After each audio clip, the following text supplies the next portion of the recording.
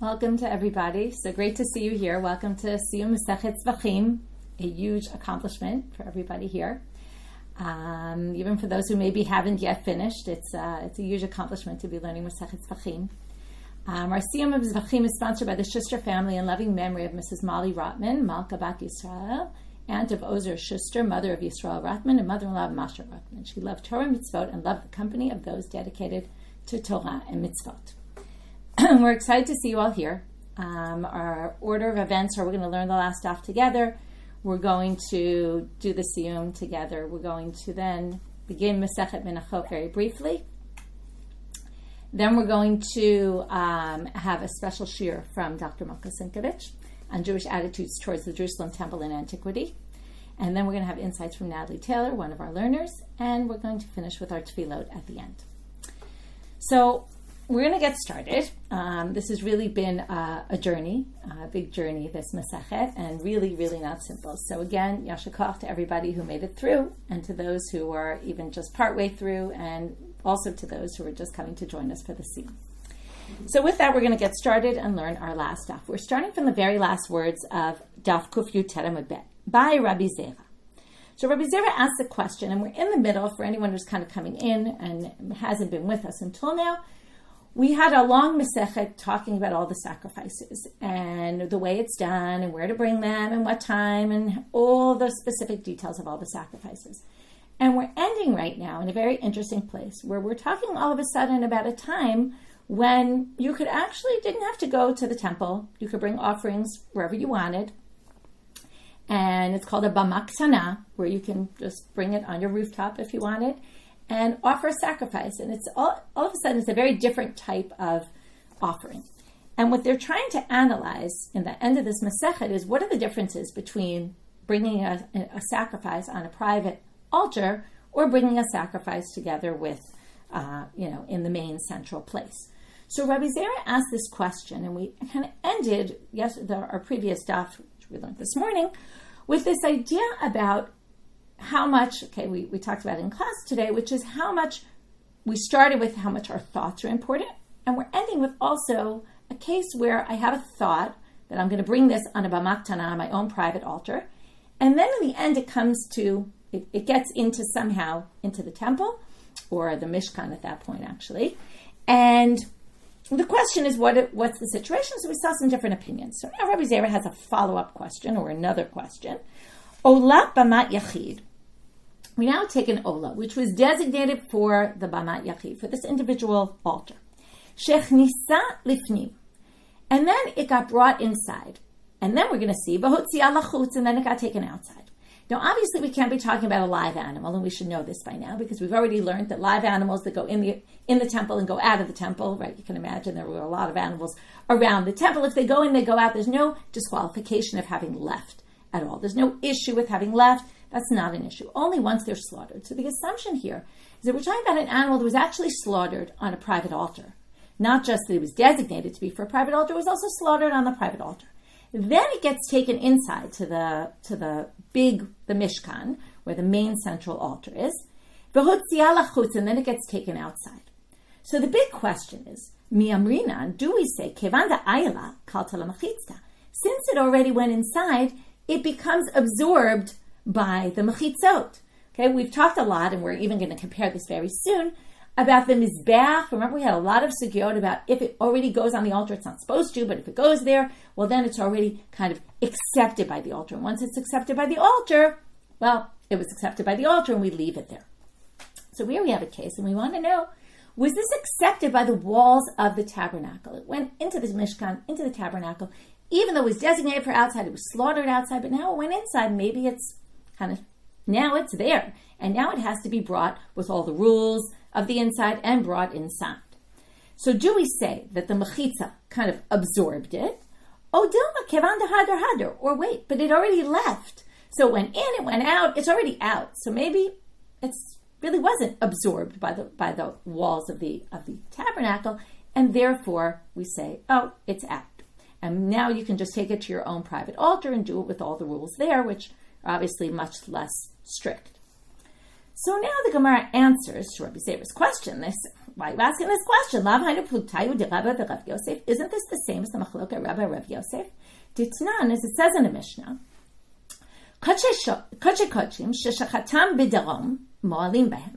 Okay, this is in Masechet Meila, which we're going to get to, actually in the beginning of Masechet Meila. So I have high-level sanctity offerings, kodesh. They're slaughtered in the south. We already know that where kodesh, they have to be slaughtered in the north. You did it in the wrong place, which is sort of what you have here, right? Because this Bamat Yachid went inside, but it was actually slaughtered outside. So we're going to see mo'alim behem. So the first thing they tell you is there's me'ila. What does it mean there's me'ila? It means that even though this was done improperly, there's still laws of me'ila on this sacrifice, meaning it has sanctity to it, and if someone accidentally misuses it, uses it for their own purposes, it's a problem. However, we're going to see that the me'ila here seems to be rabbinic in nature, because the question is this: if we slaughter in the south, did we ruin the sacrifice? And it is if we kind of strangle the animal as opposed to slaughtering it, kosher slaughter, or is it okay enough that, going back to our question of the Mizbeach, if it already went on the altar, we wouldn't necessarily have to take it off? And that's the question, really. So they say there's Megillah, but then they go on to say, Ibayilahu, they ask the following question. And I'm already going to mention that what I read right now might not be what appears in front of you. If you've been learning with us the last week or so, you've noticed that there's a lot of problems with Girsaot at the end of the Gemara here, in terms of texts, and there's mistakes and corrections and updates. Anyway, I'm going to read it the way one of the commentaries reads it. So then they asked, Alu mau sheyurdu, if this went up on the altar, would it be taken off or not? So it was slaughtered in the wrong place. And now we want to know, you shouldn't put it on the altar because it was messed up. But if it went up, would it have to come down? Rabba amal yurdu, Rav Yosef amal lo yurdu. So Rava says, we take it off, it doesn't belong. Rav Yosef says, we don't take it off. So now, what's the connection? It doesn't exactly seem so connected. But the idea here is, just like the altar kind of captures it, and according to Rav Yosef, it's there already, so we're going to leave it. You could say the same thing with the mechitzot. The walls of the tabernacle already absorb this offering. The fact that it now goes out doesn't mean anything. We have to bring it back in because it was absorbed already by the walls of the tabernacle, just like this was absorbed by the Mizbeach itself. So we assume it's the same thing. And Rabbi, who says, no, take it off the Mizbeach, it doesn't belong here, will say the same thing. That offering that was meant for the Bama K'tana does not belong in the Bama Gdola. It's in the wrong place. So now the Gemara says, okay, this was, remember, Rabbi Zeira asked the question. The Gemara says, what a ridiculous question. We know. It's either, depends if you hold by Rabbi, it depends if you hold by Rav Yosef. To which the Gemara says, no. Tibai l'Rabba, Tibai l'Rav Yosef. You could actually ask the question according to each of them. Because who's to say mechitza is the same as, right, the walls of the tabernacle are the same as the altar? It's not necessarily the same thing. Tibai l'Rabba. You can ask it according to Rabbi, and here will be your question. Ad kan lo ka'ama Rabba ela b'mizbeach. Dechaze le mekadesh. De lo chaze lo mekadesh. Rabbi said the altar does not accept this offering. Why? You might remember this. When we learned the whole sugya of imalu lo yirdu, if it goes up, we don't take it off. We said that it's because the pasuk says olah, and because it says olah, it goes on the altar. We learn that whatever is like an olah, which means it potentially could have been on the altar, we're going to leave it on the altar. But this, and we call it, if you remember, psulo b'kodesh. It was something that could have been, but then got messed up. Well, Rabbi's going to say, but this is completely not relevant for the altar because it was slaughtered in the wrong place. It was as if I slaughtered an animal, as if I strangled an animal. That's the language Rashi uses. He calls it elakemande chankinun dami. It's as if somebody basically choked it. And it's not really an animal. A choked animal can't go on the altar. Now, it's interesting because you might say this is psulo b'kodesh. What was the category of psulo b'kodesh? It only got disqualified once it went in, as opposed to, remember, things that, let's say, a blemished animal. It was already ruined before. If it got blemished, or if it got ruined, once it was in the kodesh, we actually accept it. But this was not slaughtered properly. That's completely wrong. Now, of course, it was slaughtered properly, but it was slaughtered in the wrong place. Slaughtered in the wrong place is so bad, according to Rabbah, that no way, no how, we're going to leave that on the altar. But that's because there's a special drasha that says only things that could potentially go on the altar. But when it comes to the walls of the tabernacle, machitza, afagav de lo chazile, Kalta. But maybe a mechitza is completely different. Why would you think to compare the two? And similarly, in the other direction, we could ask the question according to Rav Yosef. O Dilma filu Rav Yosef. Kan lo kama Rav Yosef hatam ela dechab makomhu. If we say, I slaughtered it in the south instead of the north. Now remember, what do we mean south and north? We're in the courtyard of the temple. Remember, there's the courtyard, there's the heichal, which is the covered space, there's the open space of the courtyard. We slaughtered it in the courtyard. Yes, it's true, we did it in the south and not the north. But in the end, you're in the temple courtyard, and it was slaughtered in the proper overall place, as opposed to this Bama Ktana sacrifice, which was then brought into the Bama Gdolah. Those are two completely separate locations. So maybe the mechitza has no bearing on anything. The fact that it went in the door and out the door doesn't mean that anything really transpired there. And they say here that according to Rav Yosef, hachaditre mekomot inu lo. Maybe Rav Yosef would say when it's two different locations and you're so far off, it's not just directions and location within one room. You're talking about two completely different locations and you're trying to bring one in the other. And this is interesting, and we're going to come back to this at the end of the daf. It almost sounds like the Gemara is suggesting, again, we're just throwing options out. We're suggesting, right, because then the Gemara says, oh, Dilma lo shna, or maybe it really makes no difference. But what they're suggesting here is that the Bama Gdolah and Bama Ktana are two completely different things. One's a private altar, that anyone could do what they want there, and one is this very public, central one altar, right, as opposed to lots of, and you did... What you did there has no bearing on what goes on there. So we're left with the question, and the Gemara answers Teku. We actually don't have an answer to Rabbi Zeira's question.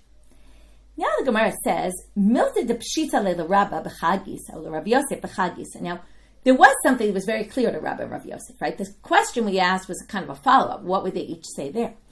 But each of them very much understood that the Mizbeach, as opposed to the Mechitza, right? Our question was about the Mechitza. The Mizbeach either absorbed or doesn't absorb, right? The Mechitza will either accept this offering that was done in the wrong location, or it won't accept the offering that was done in the wrong location. When we're talking about Safon and Darom, north and south, that we had the sacrifice supposed to be done in the north, and it's done in the south. So each one had their approach. Rabbi Yosef said it's accepted. If you already put it on the altar, we're going to leave it there. The other one said, no. If you put it on the altar, Rabbi said you have to take it off. That's very obvious to them. But sometimes what's obvious to us is not so obvious to somebody else. And the Gemara is going to say, Mebaile Rabbi Yanai. Rabbi Yanai wasn't so clear on it. But now we're going to have sort of a hybrid case. We took two completely different cases. One had to do with slaughtering in the wrong place in the sanctuary, in the courtyard, the Azara, and north versus south, and then going on the altar. Then we had our question, Rabbi Zeira's question was about slaughtering it outside, bringing it inside, right? The Bama Gdolah, Bama Ktana, but about the Mechitzo, not about the Mizbeach. So Rabbi Yanai's question kind of is a hybrid question that crosses over both. Tibai Rabbi Yanai, he asked the following question. Evrei olah bamat yachid, sha'alu lemizbeach, again, problems with the girsah, ma'u sheyirdu. Okay, so now he says, if you have an olah that was done on the bamat yachid, on the individual private offering, it was slaughtered there, and then instead of burning it outside where it was supposed to be, somebody brought it inside and put it on the altar. So now, what's the question? Right, the question is, does the altar accept it? Before we were just talking about the walls, and then we had this whole distinction. Maybe you'll distinguish between the walls and not the walls. But he's saying, what if it was on the altar, and he doesn't know whether we would have to take it off or not? So now, again, I'm going to just point out one more last time, there's also some girsa problems here, and if this seems strange to you, so there's a better girsa, I think. But the Gemara here says, Hecha de lo mashla behena or lo tibayla. If it went on the altar and the fire didn't go start consuming it yet, we don't even have a question. Of course you're going to take it off, which is a little surprising, which is why some of the other girsas say, no. Okay, let me just finish the line. The question is, once the fire started consuming it, then would you take it off or not? And the answer is teku. Some people think it's the opposite, that it's, if the fire had already gotten to it, it's obvious you would leave it. It's only if the fire hasn't gotten to it yet, would you take it off or not? So there's a bit of a debate about what this line is, but the point is they partially answer the question. Okay, now we're going to move on to another question about a Bamat Yachid. And again, what we keep dealing with is on these private altars, how are the rules similar or different? So, shchitat laila. Okay, we're reviewing a lot of halachot we learned in the Masechet. You're not supposed to slaughter at night. No sacrifices were slaughtered at night.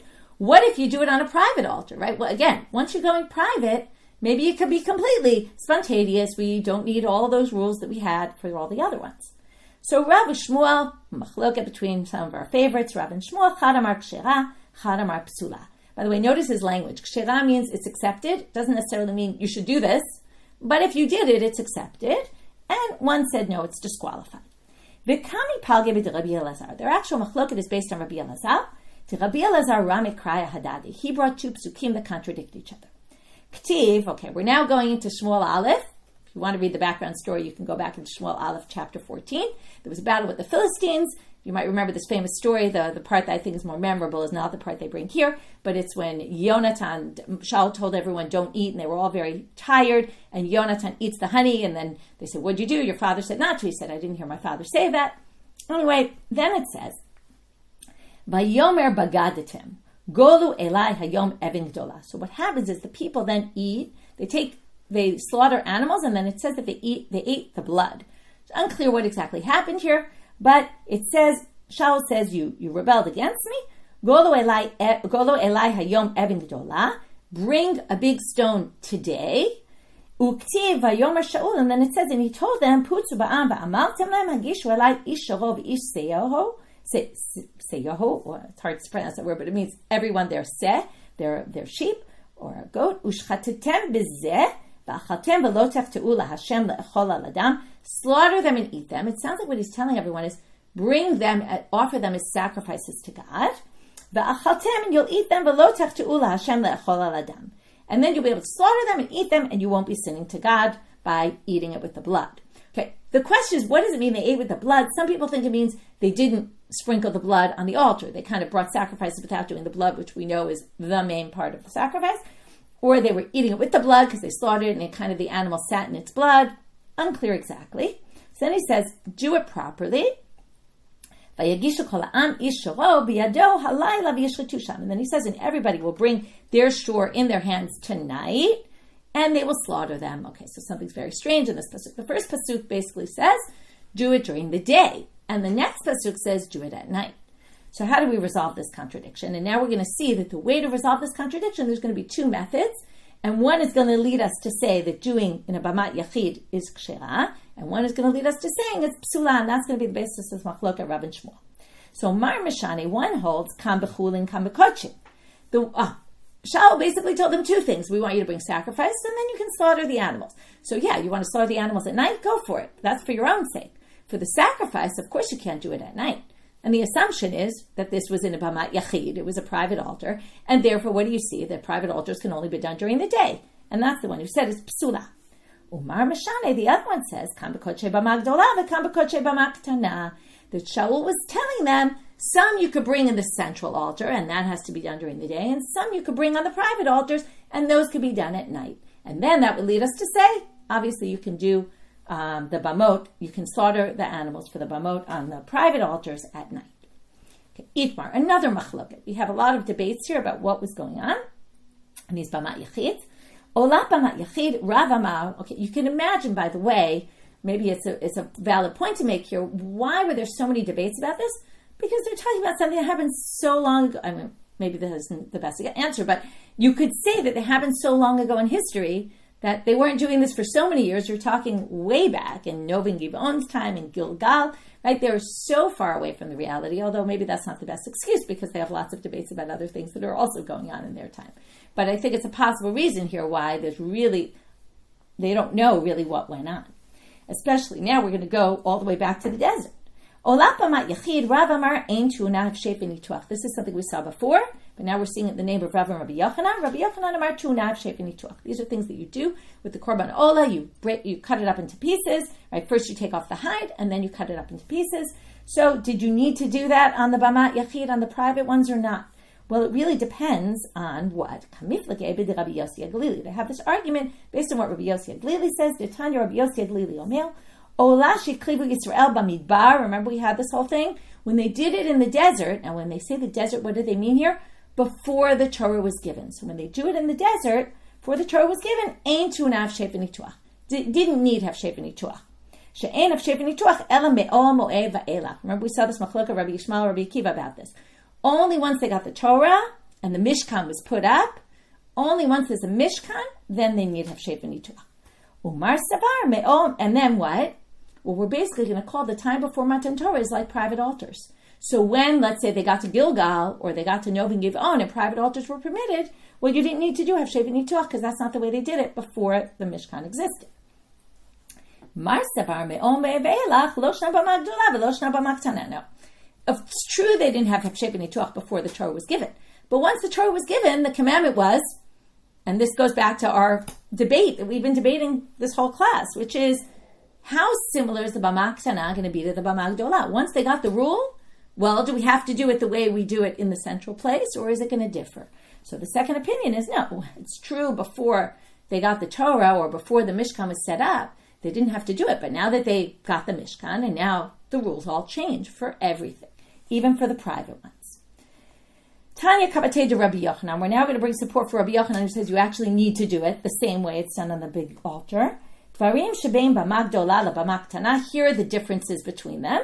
Okay, this we've seen before. Keren v'kevesh v'yasov v'ribua b'bama gdola. Ve'ein keren v'yasov v'kevesh v'ribua b'bama ktana. Remember, the mizbeach doesn't need the corners, right? That you have to put it doesn't have the horns. You don't have to put the dam, the blood, and the chatat, for example, on the horns. You don't need the base of the altar. You don't pour the blood on the base of the altar. It doesn't need to have that base. It doesn't have a ramp. It doesn't need a ramp. It doesn't need to be square. Kiyor v'kano b'bama gdola ve'en kiyor v'kano b'bama ktana. You need a sink, the basin, with its base. You don't need the basin with its base in a bama ktana. Chazeh v'shok b'bama gdola. The kohen gets the portions of the chest and the thigh. But ein chazeh v'shok b'bama ktana. But he doesn't get any of those portions. Remember, the kohen doesn't even need to do the avoda in the bama ktana. Hefshev, and here you go. Here's the proof for Rabbi Yochanan. This is why we brought this whole braita. Hefshev v'nituach b'gdola u'ktana. Dam mati. Okay, so the hefshev v'nituach is both in the big one and in the small bamot. So here you see the private altars. You also need to flay take off the hide and cut it up into pieces in the korban ola. And the last one, which is our lead-in to the very last part of the last Mishnah that we saw, which was a while ago already, a week ago. But dam, this is just brought because it's the end of the braita, but you're going to see it parallels the Gemara that we're about to jump into right now, our last sugya for today. Dam matir umefagel b'gdola u'ktana, mumin uzman b'gdola u'ktana. Other things that are similar is that the blood permits. That's the central part of every korban, and it's mifagel, right? Also, you can ruin a korban with pigul if you have the wrong thought, going all the way back to the beginning of our Masechet. And mumim blemishes. This actually didn't appear in our Mishnah. And zman, okay, meaning all the korbanot have a specific time that you can eat them. Beyond that time, it becomes what we call notar. Okay, what's missing here that was in our Mishnah is tameh. It doesn't say the laws of tumah also, and the blemishes is missing in the Mishnah. So now we're going to go to that line in the Mishnah. So that was all just a braita to prove Rabbi Yochanan. Now we get to the Mishnah. The last line in our Mishnah, we're going to deal with that one. Aval notar v'azman v'tameh shavim b'zeh u'b'zeh. Okay, so notar zman we described in the Mishnah, even though there's a machloket about this, but let's call it pigul. You can have a pigul, a thought about doing it at the wrong time and ruin the korban. And tameh, and that's going to be true for all the korbanot, whether it's done on a private or a public altar. To prove this, we want to ask a question now about zman. How do you know that there's a time frame? And this is the last question we're going to end with. How do you know that there's a time frame for these korbanot? Minayin la'asot zman b'bama ktana k'bama gdola. How do you know that time is a factor also in the small bamot? So now again, I have these words in parentheses, so we're going to skip them. And it's kind of missing a word here, but it's asking it as a question. Like most they start out with yachol. You might have thought, Deha amra Torah lan yisaref v'yotzei yisaref. The Torah says in general, if you leave it overnight, remember, if you don't deal with the korban that day, right, and then sunset hits, or 3 stars come out, you're done, right? You have to burn it. And yotzei yisaref. And if it leaves the place, okay, this is if you ever talk about korbanot, right, and sanctity, the big words are sanctity of space and sanctity of time. And this is the concepts we're ending with. So, yotzei is space issue, space disqualification, and lan is a time disqualification. So, ma yotzei kasher bebama, avlan kasher bebama. Now, there's no law of yotzei because your private altar has no sanctity of space. So, maybe it also doesn't have sanctity of time. To which the Gemara says, V'lav kavachomer hu me'ofot. So, you might have thought maybe it's not. a disqualification. But wait, wouldn't you learn it from the birds turning out on a bet? Now, how would you learn it from birds? You'd say, look, birds, there's no disqualification of blemishes by birds, and yet zman posel bahem, but they're limited in time, right? You don't deal with it that day after you do malika, it's ruined. Now remember, blemishes ruin things in a bamaktana. So ein odin, so wouldn't you then say, if by the birds were the mum, the blemish is not a disqualification, and yet time is a disqualification, wouldn't you think that in a bamaktana, when a blemish is a disqualification, wouldn't also then time be a disqualification? To which they say, you can't learn it from birds, because you're trying to say birds are more strict, right? Because even though the moon doesn't disqualify, but time disqualifies. Sorry, it's more lenient, you want to say. But they say, what do you mean? There's something very severe, stringent about the birds. That's not true at all about the bamaktana. What's that? Malofot shekain ein hazal kasher bahem. Non-Kohen can't deal with bird offerings, and yet, tomar b'bamaktana shazar kasher ba. But in a bamaktana, anyone can do the avodah. So here you have to say, oh wait, so maybe the bamaktana is more lenient, and maybe really zman wouldn't be a disqualification. But we know it is. How they're going to learn it? Very interesting pasuk to be ending with. Lo yehei zman pasul ba. So you might have thought it's not going to disqualify. Talmud Lomar, in the end, forget logic. Okay, this sounds like everything we've been learning in this Masechet. They keep trying to make logical arguments. In the end, they learned it all from Drashot. Talmud Lomar, v'zot Torah Zevach Hashlamim. Lasot zman b'maktana kizman b'magdola. What do they say here? This, you might remember, we've done this a lot, and say, this is the laws for the Zevach Hashlamim. What it means is, this is what we call uniformity. There's uniformity, okay, they say it's about time because those psukim end up leading us to talking about notar and pigul about 6 psukim later.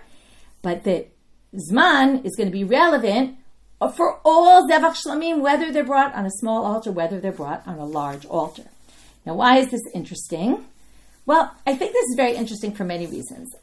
If you think about our Masechet, we've been dealing with a lot of tedious details. Where, how, what you do with what sacrifice, what all the rules are. Every sacrifice has its own unique system, its own unique rules, and then the question is, which ones do we learn to other ones? And right, it sounds a lot like a technical manual, this Masechet, right? And I think a lot of us struggled with this Masechet, partially because of that. Number one, we're dealing with a technical manual, and it's stuff that we actually don't practice in our lives. So even if we could deal with technical manuals about things that are practical, this is a very, pretty impractical Masechet.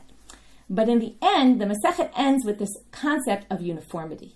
That as much as we were discussing throughout the entire class and really in the whole last chapter, what are the differences between the private and the public and all that? In the end, they take this all-encompassing pasuk. It's really all the same. Now, it's not really all the same. We saw it wasn't really all the same. We spent the whole daf right now discussing all the ways it was different. But they end with this message of uniformity. And I thought about, if we think about the korbanot in general, first of all, the word korban comes from the root lekarev, to bring us close, right? What are we trying to do when we bring korbanot? To get close to God, right? That's our goal. And there's so many ways to do it. And I think it's fascinating if you think about it. Yes, it's true. It was a lot of details and each one had its own thing. But really, each korban has its own personality, so to speak, right? Its own unique characteristics. The ola is, everything to God. The shlamim is, we're going to share. We're going to have a part, the kohanim are going to have a part, God is going to get a part, right? It's sort of a shared offering. Then we get to the chata and the asham, and that's a different way of connecting with God, which is, I made a mistake, I turn to God to kind of look for atonement. These are all different ways of connecting with God. And I was thinking about the fact that, in a sense, we, first of all, I think different people connect to God in different ways. And I think we each connect to God in different ways at different points in our lives, at different points in our day, at different points, right? There's all different methods of how to go about doing it. Sometimes we call out to God when we're in trouble, right? That's the chata, the asham. I made a mistake. I need to fix it. Turn to God. Other times it's just an outpouring of thanksgiving. It's a way to just reach out to God. So I think that what's going on here is that, number one, we're talking about all different kinds of people relating to God in different ways, and even within ourselves relating to God in different times in different ways. And I think that what's interesting is that they're ending the Masechet with this bamaktana, because what's the bamaktana really? Right? It's a way of, after dealing with all the rigid, structured Masechet, all of a sudden it's trying to say there's actually an alternate form. and there's spontaneous, and wherever you want, and however you want, and with all the different details. But by ending with this pasuk, Zot Torat Hashlamim, one is no better than the other necessarily. In the end, they all have the same end goal, which is we all want to get closer to God. And if you think about what does this message mean to us today, because we don't have sacrifices, but we all have our ways that we connect with God. If you talk about the three things the world stands on, Torah, Avodah, and Gemilut Chasadim, right? There's Torah, there's prayer, there's Chesed. We all have our balance of how much of each of those things we do. We all have our individual way of connecting, and sometimes it's through one more than the other. And my bracha, as we finish the siyum, is that we each find our ways to connect to God in the way that works for us the best, and some sort of balance of maybe the different methods. And we each find our own unique way, and maybe also through learning, and also through doing tefillah and chesed, and may that all lift us up and bring us both. The temple was also a place where everybody kind of was brought together. So may we use it as a way to bring uniformity and unity, that we each have our way of connecting. With that, Hadran alach parat chatat uslika la mesechet Zevachim. I'm going to share right now our Hadrans, and we'll say the Hadrans together if everybody's ready. Okay, 1 second. Okay, here we go. Hadran alach mesechet Zevachim v'hadrach alan. Da'atan alach mesechet Zevachim v'da'atach alan. Lo nitnashe minach mesechet Zevachim v'lo titnashe minan. Lo ba'al mahaden v'lo ba'al mada'ate. Hadran alach mesechet Zevachim v'hadrach alan. Da'atan alach mesechet Zevachim v'da'atach alan. Lo nitnashe minach mesechet Zevachim v'lo titnashe minan. Lo ba'al mahaden v'lo ba'al mada'ate. Hadran alach mesechet Zevachim v'hadrach alan. Da'atan alach mesechet Zevachim v'da'atach alan. Lo nitnashe minach mesechet Zevachim v'lo titnashe minan. Lo ba'al mahaden v'lo ba'al mada'ate. Yihi ratzon lefanecha Adonai Eloheinu v'Elohei Avotenu shetehei toratcha umanutenu ba'olam hazeh utehei imanu la'olam haba. Chanina bar Papa, Rami bar Papa, Nachman bar Papa, Achai bar Papa, Abba bar Papa, Rachman bar Papa, Rachish bar Papa, Sorcha bar Papa, Ada bar Papa, Daru bar Papa. Harev na Adonai Eloheinu et divrei Toratcha בפינו ופיפיות עמך בית ישראל, ונהיה אנחנו, כולנו, צאצאינו וצאצאי עמך בית ישראל, כולנו יודעי שמך ולומדי תורתך לשמה. מאוהבי תחכמני מצוותיך, כי לעולם היא לי. יהי ליבי תמים בחוקיך, למען לא אבוש. לעולם לא אשכח פיקודיך, כי בם חייתני. ברוך אתה אדוני למדני חוקיך, אמן, אמן, אמן, סלע ועד. יהי רצון לפניך אדוני אלוהי, כשם שעזרתני לסיים מסכת זבחים, כן תעזרני להתחיל מסכתות וספרים אחרים ולסיימם, ללמוד וללמד, לשמור ולעשות ולקיים את כל דברי תלמוד תורתך באהבה. וזכות כל התנאים והאמוראים ותלמידי חכמים יעמוד לנו ולזרענו, שלא תמוש התורה מפינו ומפי זרענו עד עולם. ויתקיים בנו בתהלכך תנחה אותך, בשוכבך תשמור עליך, והקיצות היא תשיחך. כי בי ירבו ימיך, ויוסיפו לך שנות חיים, אורך ימים בימינה, בשמאלה עושר וכבוד, אדוני עוז לעמו ייתן, אדוני ברך את עמו בשלום. וואו. אשר כוחכם.